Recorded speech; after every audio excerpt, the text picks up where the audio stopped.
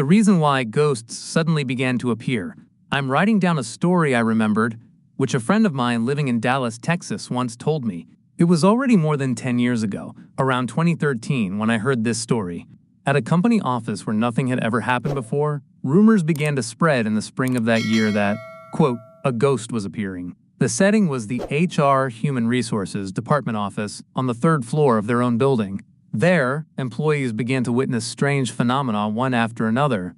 What appeared was the ghost of a woman. In the mornings, when they came to work, they heard noises coming from the empty office, saw a woman in the hallway, or saw a woman standing at the sink in the break room used by the HR staff. Furthermore, from the nearby women's restroom, they could hear the sound of water flushing even though no one was inside. Not only those who had actually seen her, but even those who hadn't began to feel afraid, and it became such a commotion that some employees even said they didn't want to come to work. However, no one knew why the ghost had suddenly started to appear.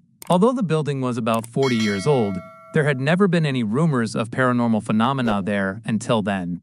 In other words, the reason why the ghost appeared was a complete mystery. In the midst of all this, there was one employee who fell ill and could no longer come to work. That was Michael, a pseudonym, the HR manager.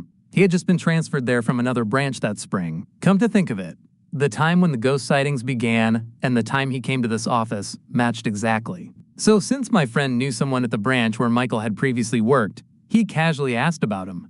Then, a shocking story came out. While at that branch, Michael had had an affair with a female office clerk, and when his wife found out, it turned into a huge scandal. That woman, after quitting the company, committed suicide. After that, Michael once returned to work, saying that he was feeling better, but soon after, he quit the company. The only explanation given for his resignation was personal reasons, and then, after Michael resigned, the strange thing was that the ghost of that woman never appeared again. Was Michael possessed by the woman who had committed suicide?